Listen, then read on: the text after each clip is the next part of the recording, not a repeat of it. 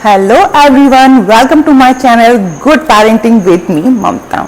तो आज के इस वीडियो में हम बात करने वाले हैं न्यू बॉर्न बेबी टिप्स। तो न्यू बॉर्न बेबी टिप्स के बारे में मैं आपको इस वीडियो में बताने वाली हूँ। अगर आपकी फैमिली में एक न्यू बॉर्न बेबी है, उसका एक नवजात शिशु का नया जन्म हुआ है, तो उस घर में एक नए पेरेंट्स का भी जन्म होता है। तो जब आप पेरेंट्स बन जाते हैं तो आपको भी अपनी लाइफ में बहुत सारे चेंजेस आते हैं, नई नई चीज़ें आपको सीखनी पड़ती हैं अपने बेबी की केयर के लिए। तो आज के इस वीडियो में आपका जो पेरेंटिंग है बहुत इजी हो जाएगा अगर आप इस वीडियो को पूरा देखते हैं। तो आप ये वीडियो पूरा ज़रूर देखें और जो भी आपको क्वेरी है तो आप मुझे मैसेज कर सकते हैं। ओके, तो चलिए तो हम स्टार्ट करते हैं हमारा वीडियो।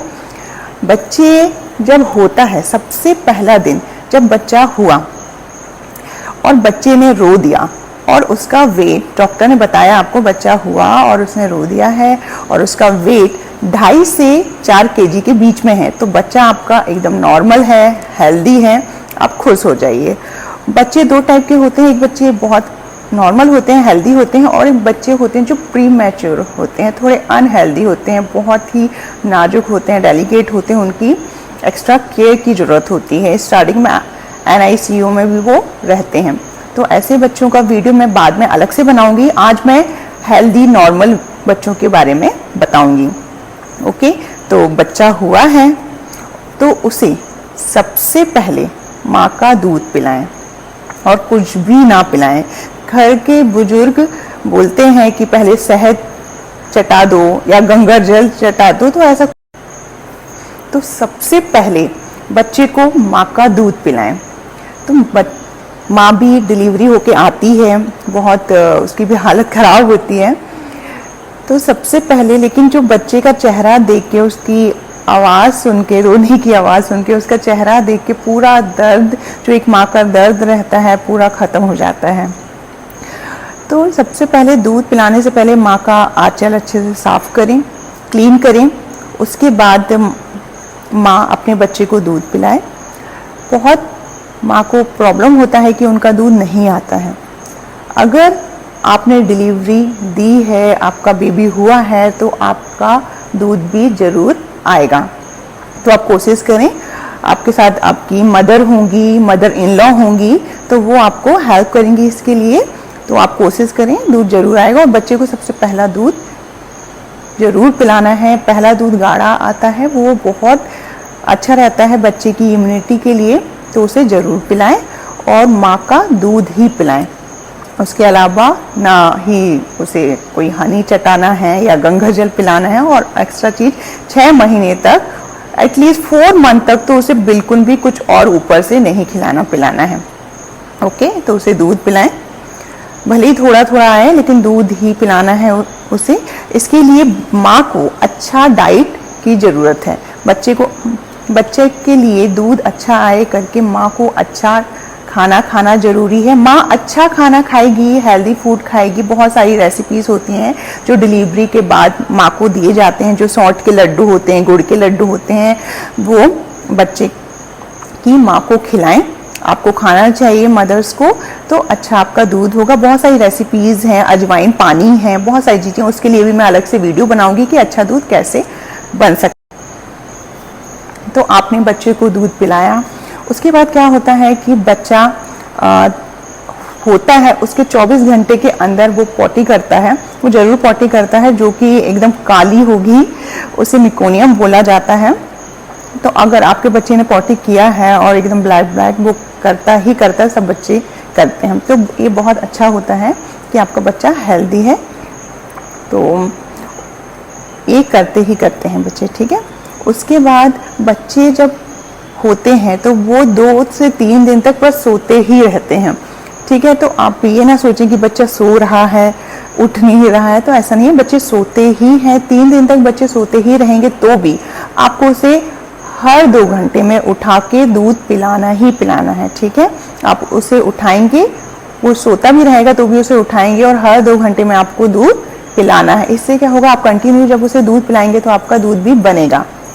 ओके, तो आप उसे दूध पिलाएं। उसके बाद बच्चे को वैक्सीन भी लगती है। जब बच्चा होता है तो डॉक्टर्स उसे वैक्सीन लगाते हैं, जो वैक्सीन लगनी होती है उसे।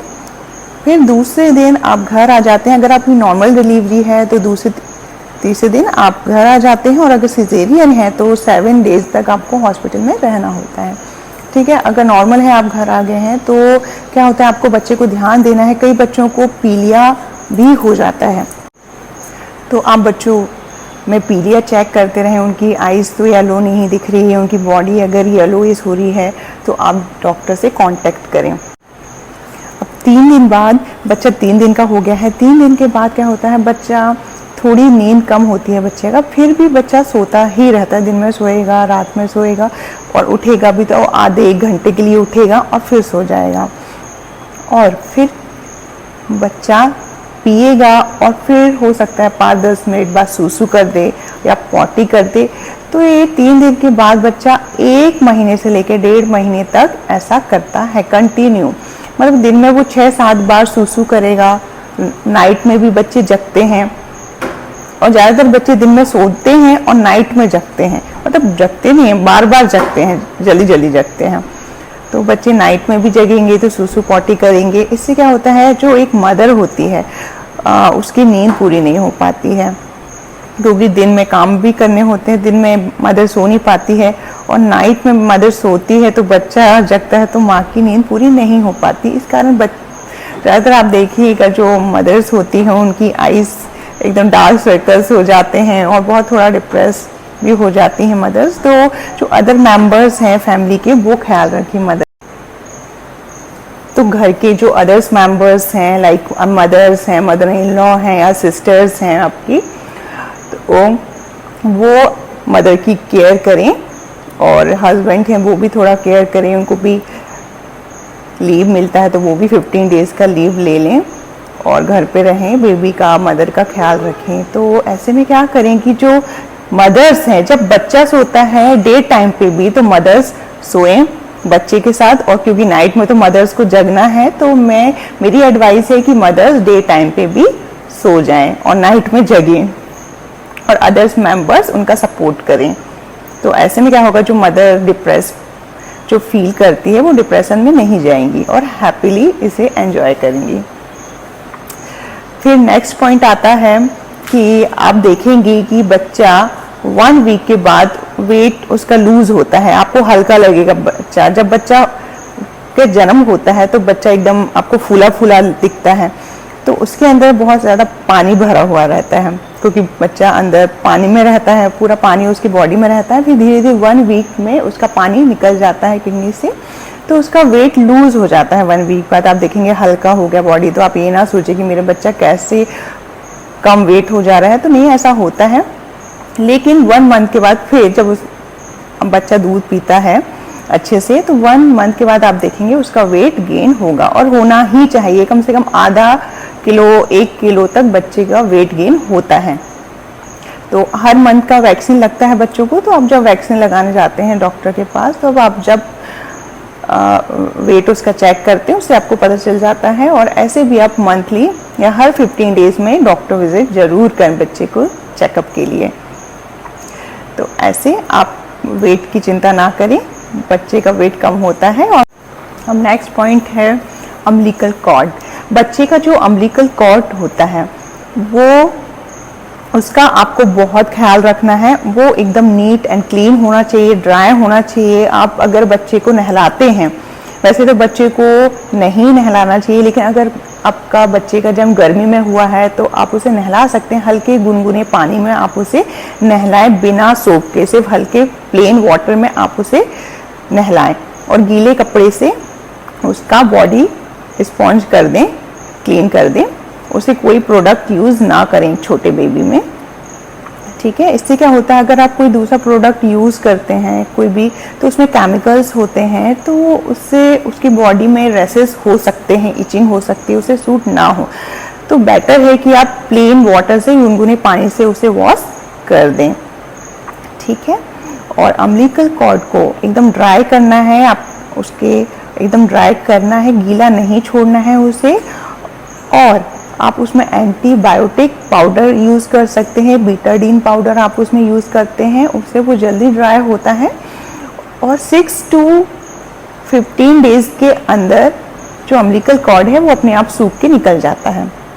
ठीक है, तो आपको उसका भी ख्याल रखना है क्योंकि वो लीवर से कनेक्टेड होता है, उस पर आपको गीलापन नहीं छोड़ना है, उससे इन्फेक्टेड हो सकता है, वो कभी कभी पस भी हो सकता है। तो आप प्लीज़ तुरंत डॉक्टर से कांटेक्ट करें, तो उसका बहुत ख्याल रखना है आपको। ठीक है, अब नेक्स्ट पॉइंट है रेसेस के बारे में। तो कुछ बच्चों में क्या होता है कि रेसेस होने लगते हैं कुछ दिनों के बाद, रेड कलर के रेसेस होने लगते हैं, हल्के हल्के दाने उनकी बॉडी में होने लगते हैं। तो ये बहुत सारे रीजंस होते हैं इसके, जैसे कि अगर आप कोई प्रोडक्ट यूज़ कर रहे हैं उसके कारण हो सकता है उनके ऊपर रिएक्शन हो, उसका नहाते समय कोई बॉडी वॉश आप ऐसा यूज़ कर रहे हैं उसके कारण, या फिर कोई क्रीम पाउडर या फिर कोई ऑयल आप लगा रहे हैं उसके कारण उस पर रेसेस हो सकते हैं। तो आप कोई भी प्रोडक्ट यूज़ ना करें अगर हो रहे हैं रेसेस, तो क्योंकि बच्चों की स्किन बहुत सेंसिटिव होती है, तो आप इसका ख्याल रखें। ठीक है, और बच्चों को मसाज ज़रूर दें। बच्चा हुआ है तब आप उसे एकदम तेज मसाज ना करें क्योंकि अम्बिलिकल कॉर्ड उसकी नहीं निकली होती है। तो अम्बिलिकल कॉर्ड जब निकल जाए उसके बाद आप उससे अच्छे से मसाज करें। दिन में एटलीस्ट 2 टाइम उसको मसाज ज़रूरी है और नाइट में भी 1 टाइम उसका ज़रूर करें। सुबह उठ के उसकी मसाज करें, आफ्टरनून में करें और इवनिंग में करें। कम से कम 3 टाइम 24 आवर्स में ज़रूरी है मसाज उसे करना। और बेस्ट ऑयल है कोकोनट ऑयल। कोकोनट ऑयल सभी बच्चों को सूट करता है। अदर बहुत सारे मार्केट में ऑयल्स हैं, बहुत सारे प्रोडक्ट्स हैं, हिमालय है, मामाअर्थ है, हर ब्रांड अपना ऑयल निकाला है, लेकिन सभी किसी को सब बच्चों को सूट नहीं हो पाते। लेकिन coconut oil, virgin coconut oil जो है वो सभी बच्चों को सूट होता है, बेस्ट ऑयल होता है, तो आप इसे ज़रूर यूज़ करें। ओके, तो इससे बच्चों को कोई प्रॉब्लम नहीं होगी। नेक्स्ट पॉइंट है नेक सपोर्ट। बच्चे को पकड़ने का तरीका आपका सही होना चाहिए, नहीं तो उसको गर्दन में प्रॉब्लम हो सकती है, क्योंकि बोलते हैं बच्चों को पसली लग जाती है उनका, तो इसका बहुत ख्याल रखना है। छोटे बच्चों को घर पे किसी भी छोटे बच्चे हैं या फिर मतलब जो बड़े लोग हैं उनको ही पकड़ने दें बच्चों को, छोटे बच्चों को ना पकड़ने दें क्योंकि उन्हें नहीं आइडिया होता है बच्चों को पकड़ने का। तो 1 मंथ तक बच्चों को बहुत ख्याल रखना होता है, तो आप प्लीज़ अपने बच्चों का ख्याल रखें, उनके नेक सपोर्ट देकर ही उन्हें पकड़ें। ठीक है, जैसे कि फॉर एग्जाम्पल मैं आपको दिखाती हूँ, आप उनके नेक पे जरूर ऐसे हाथ रखें और दूसरा बैक पे रखें, और पहला नेक पे और बैक पे जरूर उनका सपोर्ट दें। ठीक है, आप ऐसे पकड़ सकते हैं और या फिर ऐसे आप उन्हें पकड़ सकते हैं। ठीक है, और फीडिंग करते समय मदर्स को हमेशा ध्यान देना है कि जो बच्चे का नेक है वो हेड जो है ऊपर होना चाहिए और पैर नीचे होने चाहिए। हेड हमेशा ऊपर होना चाहिए फीडिंग कराते समय, तो इससे वो अच्छे से फीड कर पाएगा। और जब आपने बच्चे को फीड करा दिया उसके बाद आपको डकार जरूर दिलानी है। डकार कैसे दिलाएंगे आप? डकार के भी बहुत तरीके हैं, लेकिन सबसे बेस्ट तरीका जो है, आपने बच्चे को फीड कराया, उसके बाद आप अपने बच्चे को नेक के सपोर्ट से ऐसे पकड़ें और अपने कंधे में ऐसे पकड़ें और ऐसे हल्के हल्के हाथों से उसके पीठ में थपथपाएं। ऐसे कुछ देर तक आप ऐसे उसको रखें। ठीक है, जब तक डकार नहीं आती तब तक बच्चे को ऐसे सपोर्ट के साथ हाथों से ऐसे कंधे पे रखे रहें। उसे जरूर 1-2 मिनट के अंदर डकार आएगी या जरूर आएगी। इससे क्या होगा, जब बच्चा तो ऐसे बच्चों को डकार दिलाने के बहुत फायदे हैं, क्योंकि बच्चा जब डकार ले लेगा तो उसको गैस की प्रॉब्लम नहीं होगी। और जो बच्चे उल्टी कर देते हैं, आप देखते होंगे बच्चे ऐसा दूध फटा सा उल्टी कर देते हैं, तो ऐसा उल्टी भी नहीं करेंगे क्योंकि उनका जो गैस है वो पास हो गया होगा, तो उन्हें उल्टी भी नहीं आएगी और उनका टमी में पेन भी नहीं होगा, जिसके कारण वो रोएंगे भी नहीं। बच्चे बहुत जब छोटे होते हैं बहुत रोते हैं, तो वो उन्हें भूख लगी रहती है और ये सब कारण भी होते हैं कि उनको टमी में गैस बन जाता है, इस कारण भी रोते हैं। डकार उल्टी होता है इस कारण भी रोते हैं, उनको सूसू आता है तब भी वो रोते हैं, उन्हें सूसू आने वाला होगा उससे पहले थोड़ा उनको सेंसेशन होता है तो वो रोते हैं, पॉटी आने वाला होगा तो वो रोते हैं। तो बहुत सारे कारण होते हैं, बच्चे तो बोल नहीं पाते हैं तो वो रोकर ही एक्सप्रेस करते हैं। आप देखते होंगे कि एक जो छोटा बच्चा होता है उसकी आंखों से आंसू नहीं आता है, तो वो रोता नहीं है, वो आपसे कम्युनिकेट करता है रोकर। हमें लगता है बच्चा रो रहा है लेकिन वो रोता नहीं है, वो कम्युनिकेट करता है, वो बताता है हमें कि उसे सूसू आ रही है, पॉटी आ रहा है, या फिर टमी में पेन हो रहा है, या फिर कुछ प्रॉब्लम है उसे, वो अनकंफर्टेबल है। ठीक है, तो ये सब चीजें हैं, तो इन सब चीजों का आपको बहुत ध्यान रखना है। ठीक है, तो और बच्चों को हर 2 घंटे में फीड जरूर कराना है मदर्स। आप ध्यान रखें, बच्चा अगर अच्छे से फीड करे, अगर बच्चे का पेट अच्छे से भरेगा तो बच्चा हेल्दी रहेगा और उसका इम्यूनिटी भी स्ट्रांग रहेगा। ठीक है, तो आप हर 2 घंटे में उसे फीड जरूर कराएं और फीड के बाद डकार जरूर दिलाएं। ठीक है, और अब नेक्स्ट पॉइंट है हाइजीन। तो आपको हाइजीन का बहुत ख्याल रखना है। सबसे पहली बात, बच्चा होता है तो हमारे रिलेटिव्स आते हैं, बहुत लोग आस पड़ोस के लोग आते हैं, मिलने आते हैं और डायरेक्ट बच्चे को उठा लेते हैं, हाथों में पकड़ लेते हैं। तो आपको ऐसे डायरेक्टली नहीं देना है बच्चों को। आप उनसे बोलिए कि पहले हैंड वॉश कर लीजिए, या फिर सैनिटाइजर रखिए आप अपने पास, उन्हें सैनिटाइज करने दीजिए हाथ, उसके बाद ही आप बच्चों को उठाने दीजिए उनके हैंड में। ठीक है, क्योंकि वो उठाते हैं, बच्चे को हाथ से टच करते हैं, उन्हें किस करते हैं, तो ये बच्चे बहुत ही सेंसिटिव होते हैं बहुत, तो इससे बच्चों में इन्फेक्शन हो सकता है। तो प्लीज़ इनका बहुत हाइजीन का ख्याल रखें और आप भी ख्याल रखें बच्चे का जब आप डायपर चेंज करते हैं तो आप भी अच्छे से अपने हैंड वॉश करें। ठीक है, छोटे बच्चे होते हैं, बहुत बार बार सूसू पॉटी करते हैं, तो आपको भी बार बार उनका डायपर चेंज करना होता है। तो आप प्लीज़ हर टाइम अच्छे से हैंड वॉश करें, तो इससे आप भी सुरक्षित रहेंगे, आपका बच्चा भी सुरक्षित रहेगा।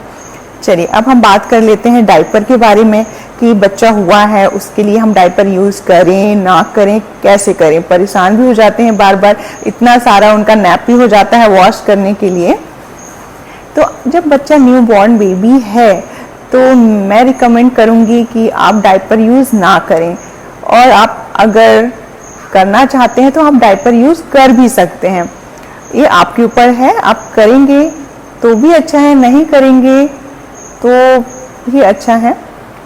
ठीक है, तो अगर आप डायपर यूज़ करते हैं तो आपको ध्यान देना होगा बच्चे को उसने कब पॉटी किया है। ठीक है, पॉटी अगर किया है बच्चे ने तो आपको तुरंत डायपर चेंज करना है, उसको डायपर में नहीं रहने देना है। इससे उसके अगर बच्चे ने पॉटी कर लिया है तो आपको तुरंत डायपर चेंज करना है। अगर आपने डायपर चेंज नहीं किया तो उससे आपके बच्चे को इन्फेक्शन हो सकता है, रैशेस हो सकते हैं, उससे प्रॉब्लम हो सकती है इचिंग की।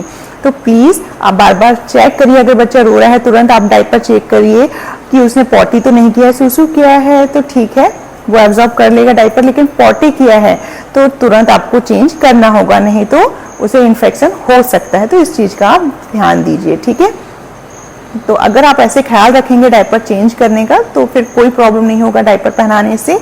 और जो आप कॉटन क्लॉथ पहनाते हैं, कॉटन नैपीज होती हैं, उससे क्या होता है अगर बच्चे ने सूसू किया है तुरंत आपको पता चल जाता है तो आप तुरंत चेंज कर देते हैं, पॉटी किया है तुरंत चेंज कर देते हैं, उससे ये हमको फायदा होता है कि हमको तुरंत पता चल जाता है।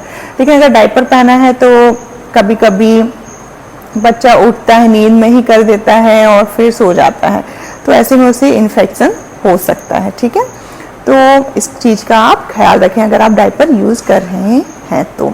ठीक है, और अगर आप कॉटन नैपी यूज़ कर रहे हैं तो आप बच्चों को के जो नैपी होते हैं आप उसे अच्छे से वॉश करें। ठीक है, गुनगुने पानी में उन्हें जरूर वॉश करने के बाद, गुनगुने पानी से ही उन्हें, हॉट वाटर से ही उन्हें वॉश करना है, और वॉश करने के बाद डेटॉल पानी में जरूर भिगो के उन्हें तेज़ धूप में सुखाने हैं, तो फिर आप उनको रीयूज़ कर सकते हैं। ठीक है, और बच्चों को जो आप कपड़े यूज़ करते हैं उनको भी बहुत अच्छे से आपको क्लीन करना है। ठीक है, वार्म वाटर में ही आपको उन्हें वॉश करने हैं। उनके कपड़ों को डिटर्जेंट नहीं होना चाहिए, थोड़ा सा भी मतलब डिटर्जेंट में आप वॉश करेंगे लेकिन अच्छे से क्लीन करेंगे, ठीक है। थोड़ा सा भी उनमें स्मेल या थोड़ा सा भी डिटर्जेंट नहीं रहना चाहिए। बहुत सारे पानी में उन्हें आप बार बार वॉश करेंगे तो, और तेज धूप में उन्हें सुखाएंगे तो अच्छे से वो क्लीन होंगे, वही क्लीन। तो ये सारी टिप्स हैं जो आपको फॉलो करनी है। आई होप आप अच्छे से अपने बच्चे का ख्याल रखेंगे, ठीक है, और मेरी ये सारी टिप्स फॉलो करेंगे। ये आज का जो वीडियो था वो फर्स्ट 3 डेज का मैंने ये वीडियो बनाया था। आगे मैं और भी वीडियोस बनाऊंगी। ये फर्स्ट 3 डेज का वीडियो था कि आपको फर्स्ट 3 डेज में बच्चे का क्या क्या ख्याल करना है। आगे भी मैं बहुत सारे वीडियोस बनाऊंगी। न्यूबॉर्न बेबी का 1 मंथ 2 मंथ में उसका क्या माइलस्टोन होता है और आगे जाके उसके अंदर क्या क्या डेवलपमेंट होता है, हर मंथ वाइज क्या क्या डेवलपमेंट होता है उसके अंदर, और आपको हर मंथ वाइज क्या क्या केयर करनी है अपनी बेबी का और क्या ख्याल रखना है और क्या नहीं करना है, ये भी मैं आपको बताऊंगी, ठीक है। तो आप देखते रहिए मेरे वीडियोस, मेरा चैनल, और खुश रहिए और गुड पेरेंटिंग फॉलो करिए, ठीक है। तो आई होप आपको मेरा ये वीडियो अच्छा लगा हो, और अच्छा लगा है तो प्लीज़ लाइक करिए, और मेरे इस वीडियो को प्लीज़, और जो आपके फ्रेंड्स हैं या आपके रिलेटिव्स में जो पेरेंट्स हैं, आप उन्हें फॉरवर्ड करिए तो उनके लिए ये वीडियो बहुत हेल्पफुल होगा। और आगे भी मैं बहुत सारी वीडियोस बनाऊंगी न्यूबॉर्न बेबी पे, तो उनके लिए बहुत हेल्पफुल होगा। तो आप प्लीज़ फॉरवर्ड करिए मेरा ये वीडियो, मेरा ये चैनल, और प्लीज़ सब्सक्राइब करिए और कमेंट करिए कि और नेक्स्ट वीडियो मैं किस टॉपिक पे बनाऊँ। चाइल्ड केयर पे मैं नेक्स्ट वीडियो उस टॉपिक पे ज़रूर बनाऊंगी। तो now bye bye, take care, and thank you for watching my video.